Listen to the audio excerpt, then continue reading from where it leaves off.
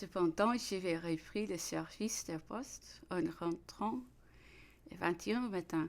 Le matériel de ce service n'avait pas manqué. Cela était impossible. Le directeur général avait jeté dans le personnel un désordre déplorable. Non seulement il avait provoqué et étudié les dénonciations les plus absurdes, mais il avait récompensé aussi les haines et les défiances ayant rendu ennemis les uns des autres la plus grande partie des employés. Ils étaient tous aux jacobins, aux gens de qualité. J'ai appris peu la première fois que dans l'administration que j'avais conduite pendant 13 ans, il y avait des prêtres, des régicides, des chevaliers de Saint-Louis et des émigrés. Ces derniers, surtout si souples, si nuls, avaient poursuivi avec un acharnement incroyable. Le supérieur peut avoir leur place et fit cesser tous ces scandales en ne voulant y prendre aucun intérêt. Et la plupart de ces messieurs furent les premiers à signer l'acte additionnel aux constitutions et les serments de fidélité à l'empereur. Il ne me fallut pas 8 jours pour sentir l'abîme qui allait s'ouvrir sous nos pas. La trop fameuse proclamation du Congrès était arrivée en France avant celle de l'empereur. Il ne fut plus possible d'établir un doute sur son authenticité. Et l'empereur, quoiqu'il ne l'avoua pas, sentit autant qu'autre que l'orage ne pouvait être détourné. J'aurais désiré que, renonçant au passé, il ne se présenta que comme le lieutenant général du royaume et comme stipulant au nom de son fils. La réflexion me donna la conviction qu'une telle mesure était impossible. Il fallait donc marcher franchement la couronne impériale sur la tête. Devait-il rappeler la Constitution? Je sais que cette question a été débattue avec beaucoup de chaleur et qu'elle a trouvé d'habiles adversaires. En le repoussant, il ne restait plus rien, disait-on.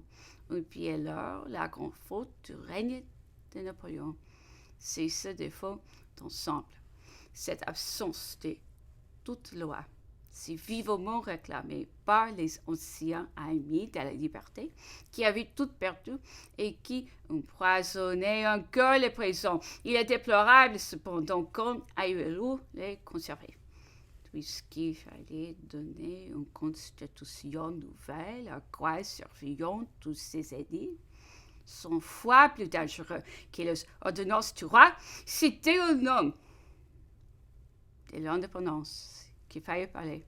C'était au nom de son fils qu'il fallait même ordonner. L'ennemi battu, on aurait évité la querelle intérieure. Mais je dois le dire, l'empereur était épouvanté de l'énergie de tout ce qui l'entourait. Les mois du règne du roi, nous avions rejeté en 1092. Alors l'empereur s'en aperçut promptement car il ne retrouva plus ni la soumission, ni le profond respect, ni l'étiquette impériale. Il m'envoyait chercher 2 ou 3 fois par jour pour causer des heures entières. Il arrivait souvent que la conversation l'aiguisait. Un jour, après 2 ou 3 tours des chambres faites en silence, ennuyé de ce ménage et pressé par mon travail, je l'ai salué pour me retirer. Comment me dit-il, étonné, mais en souriant, est-ce que l'on me quitte ainsi? Je ne l'aurais pas fait une an auparavant, mais j'avais perdu l'ancienne allure et je sentais que je ne pouvais plus le reprendre.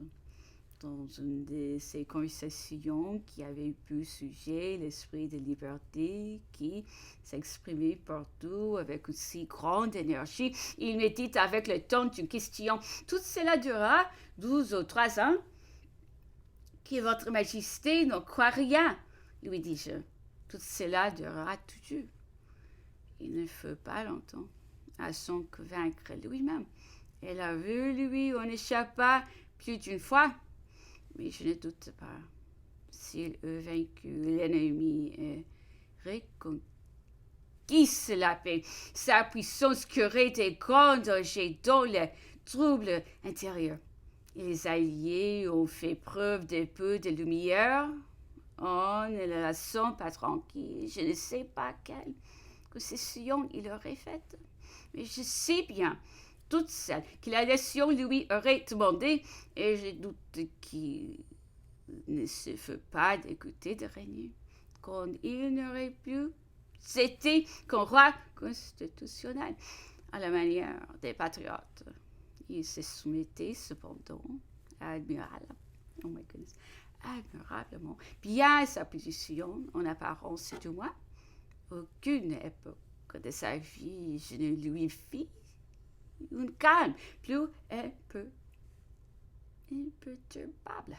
Pas sous mon aigreur, avec qui que ce soit, point de patience, écoutant tout, discutant avec cette rare sagacité, cette élévation de raison qui était aussi remarquable en lui, avouant ses fautes avec une ingenuité touchante, en discutant sa position avec une pénétration que ses ennemis même n'avaient pas.